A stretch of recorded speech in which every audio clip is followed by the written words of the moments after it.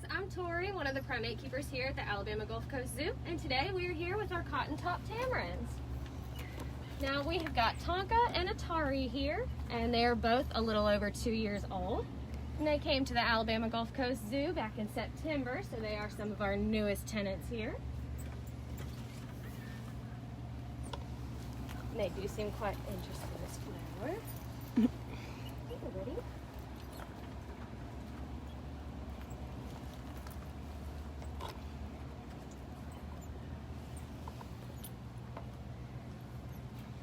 So cotton-top tamarins are labeled as critically endangered. So they are native to one small area in Colombia. And in the wild, these guys would eat a lot of fruits and a lot of flowers and things like that, as well as insects and some small reptiles and amphibians that they could hunt down. Hey, Hillary. So we brought a flower in today to see if they might be interested in it.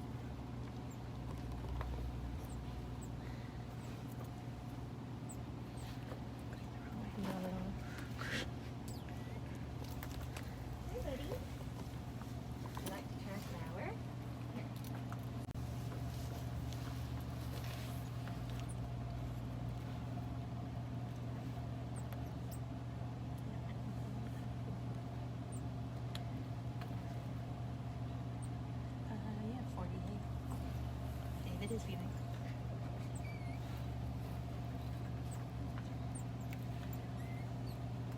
You want to talk about like the hibiscus and then it's completely edible? So the hibiscus flower is completely edible, all of it. And these guys really like to get this nectar and important pollinators in Colombia.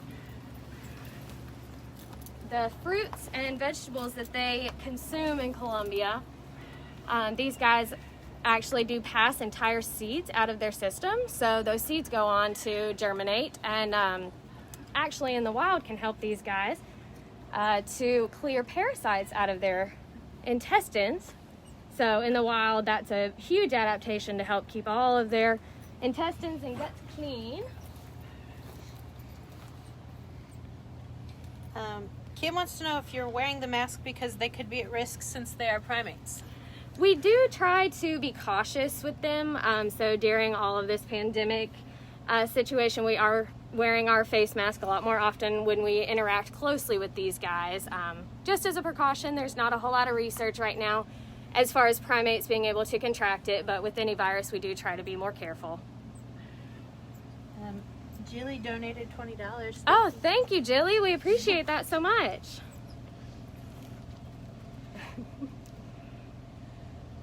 So we do have a taker for the hibiscus flower.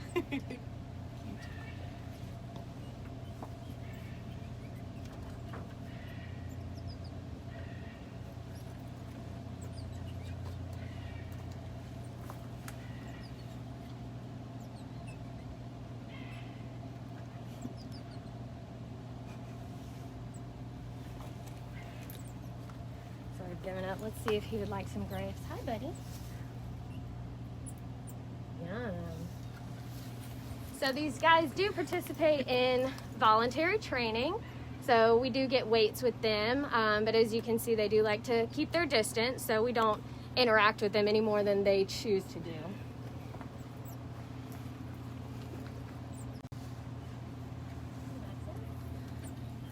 Endangered, what are some things people can do at home to help these guys in the wild?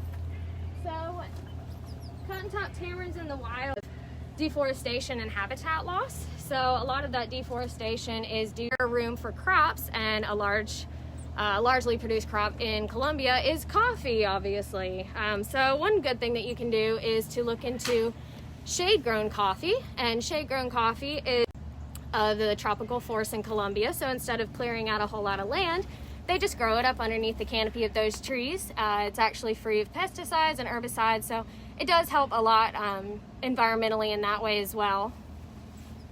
And if you choose to use things such as bamboo utensils and reusable materials, then that also helps with the deforestation.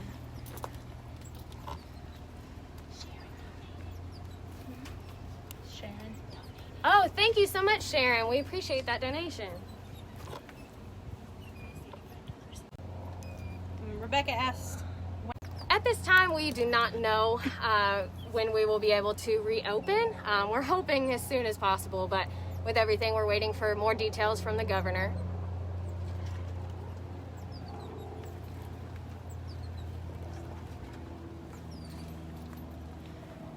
So these guys make a lot of different vocalizations. This is Atari that we're looking at right now, and she's kind of calling to her mate just to check in, make sure everything is good, and he's just hanging out over in the sunshine, so she knows there's not a whole lot of danger.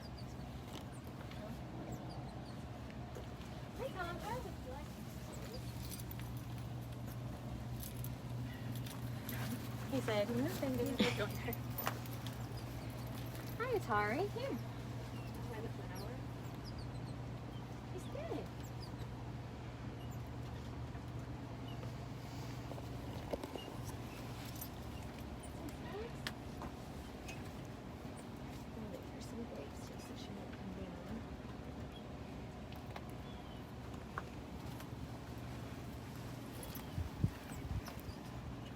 So as you can see by the way that these guys are moving, their fingernails are actually not fingernails like ours. They're a little bit more like a squirrel.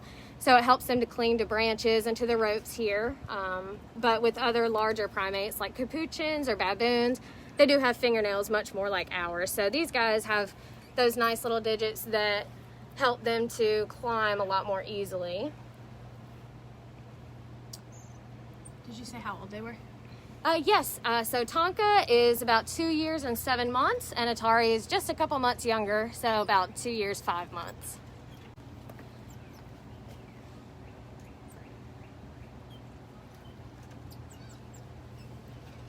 Mm-hmm. How did they get their names?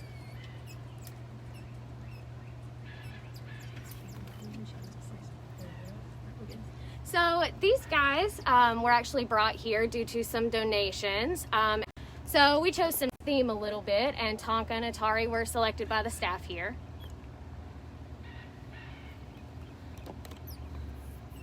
Cindy says hi. Hi!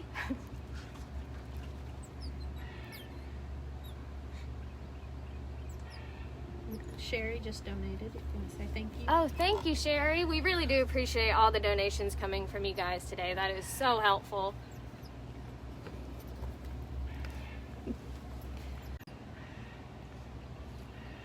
Favorite, like enrichment items or food snacks? So these guys sent Mark Tonka doing a little bit of that.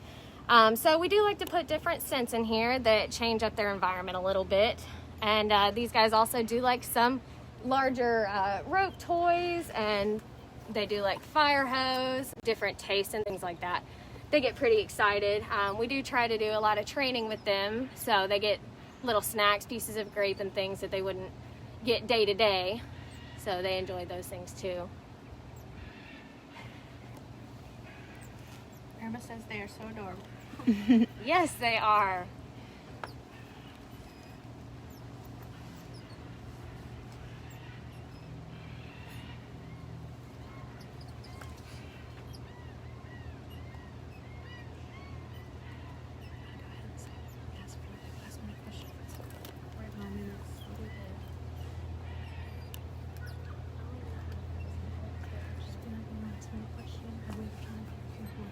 Ooh, big stitch. So we have Someone asked, how is Cindy? Is she still at the zoo? she's great. Yes, she is.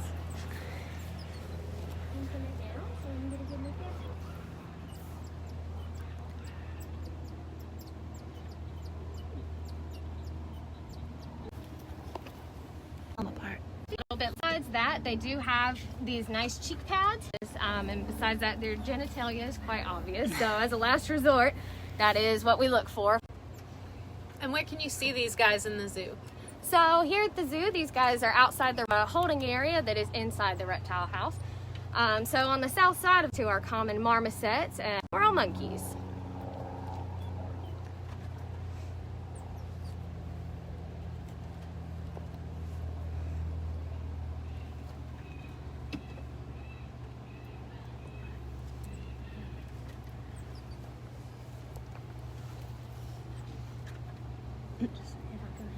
All right, guys. Well, thank y'all so much for joining us here today with our cotton top tamarins. So tune back in for our next live, and we appreciate all of you so much. Thank you.